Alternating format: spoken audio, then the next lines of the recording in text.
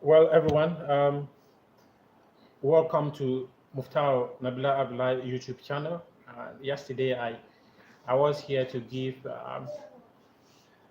you people a perspective of how the draw was going to be done. And as I predicted yesterday, prior to the draw, that was what actually transpired. I did mention that the first ball that was going to be drawn from port 4 was going straight to Group A, and they were going to be the game they were going to play the first game against the host nation. And 2019 African Cup of Nations is finally here, a few days away to that tournament. It's happening in Egypt. But I'm just going to narrow down this analysis to the group Ghana has found itself in. I've had a couple of messages asking me what I make of that Ghana's group. Well, before I talk about Ghana's group in particular, I'm just going to give a whole overview of what transpired at the pyramids yesterday in Egypt. Well, I think it was a very long and boring draw. That's my opinion. But what mattered most was having the Deputy General Secretary in charge of competitions and football development, Anthony Bafo, mount that stage with Yaya Toure, 4 times African Cup of Nations winner, Elijah Dwarf, a star man of Senegal side that was in the 2002 World Cup.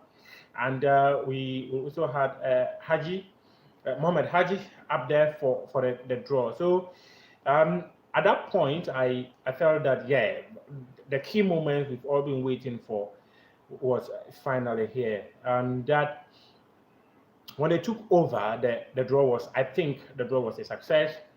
I think one group, I think, is the group of death, just as it's always described by many, is Group D, the group that has Morocco, Cote d'Ivoire, South Africa, and Namibia.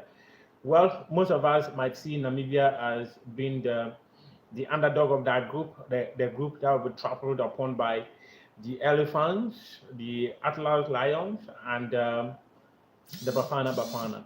But I do think that they are going to be a very tough nut for them to crack. I don't think anyone should underrate that setup of the Namibian side. Other than that, I also think that the Nigerian group is also a very tough group. And then I move on to the Senegalese group. That was also a very good group. But all these teams will fancy their chances. But as it has always happened, football in the continent it has grown. So you cannot underrate any opposition. One thing I'd like to just to mention, and this one has to do with a bit of history. The first African Cup of Nations took place in 1957. It had only 3 countries, and the place, we all know, it was in Egypt. A revised tournament, which is now expanded to 24 countries. The first edition is taking place in Egypt. It tells you that history has always backed Egypt when it comes to this. Now, let me move on to talk about Ghana being in Group F. The Black Stars have been paired with defending champions Cameroon, Guinea Bissau, and Benin. If history have told us that this our current Black Stars setup is a team that is a tournament team. No matter how woeful they perform during qualifiers, when they go to the main tournament, that is where they rise to become the Black Stars of Ghana. At the world stage, they've always been the Black Stars of Africa. So I think that is a manageable group for Kwesi Appiah and his boys. I was chatting with him last night after the draw, and what he was telling me was that he thinks it's a decent draw. He feels that every team in that group has what it takes to cause problems for any other team, but he feels that it's a decent draw. He couldn't have asked for any better draw. In his own words, we are grateful that we got this draw. So I think that the coach himself is excited about the draw. The players are now beginning to feel that, yeah, this is the time for us to go out there and get the work done. And let me just mention something. Prior to the 2008 African Cup of Nations that was staged in the country, Ghana played a four-nation tournament. Benin was one of those countries. They gave the Black Stars a very tough task prior to also the 2010 African Cup of Nations. Benin again were in Accra to play the Black Stars. I do remember that thunderbolt of a goal from Sule Muntari that handed Ghana victory over Benin. So I think that the Black Stars will fancy their chances. Guinea-Bissau is a team that almost everyone is underrating in this group, but I think they're going to be a very difficult side for Ghana and for Cameroon. And but I do think that Kwesi Appiah and his team will qualify to the next stage of the competition. The last time Ghana were in Egypt to play the African Cup of Nations, it was a performance to forget. I do remember vividly in that group when the Black Stars were in the group of Nigeria, Senegal, and Zimbabwe. And now that Black Stars team had only 3 points from that tournament. They lost their first game 1-0 to Nigeria, courtesy of a goal from Tai Tayo. The second game was a 1-0 win for the Black Stars. The goal was scored by Matthew Amwa. And that last group game was against Zimbabwe, where they lost 2-1. I do remember the player who got that consolation goal for Ghana. It was Mr. Edusei. So the last time the Black Stars were in Egypt, it was a tournament to forget. But the last time a Ghana national team were in Egypt, they came out victorious in the FIFA Under-20 World Cup. And the gentleman who led that Black Stars to that tournament was Andre Ayew. So most of us will be expecting that Andre Ayew will go back to Egypt with fond memories. Most of the players of this Black Stars team, apart from Andre Ayew and Jonathan Mensah, who are still part of this Black Stars setup, I cannot remember any other players who was part of Ajiman Bedu. He hasn't been part of the Black Stars since Kwesi Appiah returned.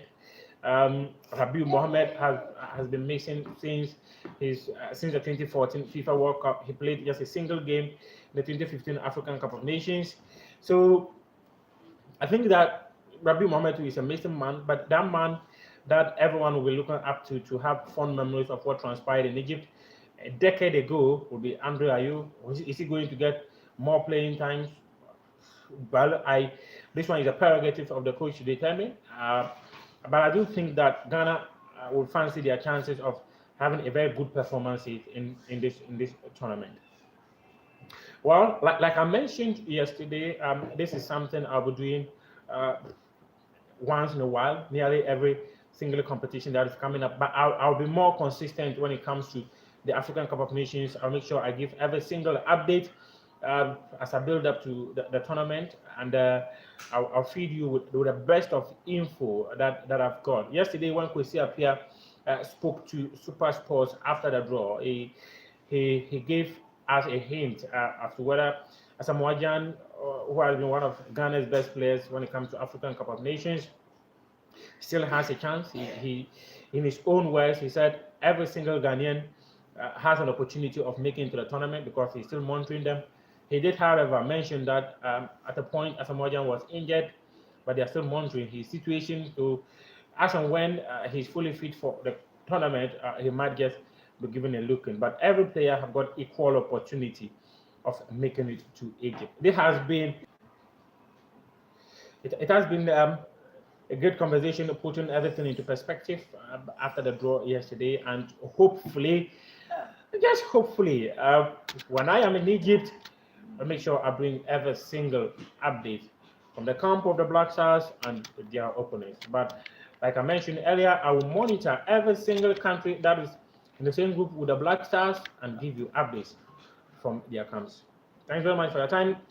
Subscribe to the YouTube channel, Muftau Nabila Abdullahi. Share, get a message across. This is not just content for Ghanaians, but I think the whole world. I'll make sure I deliver the best of content to the best of my ability.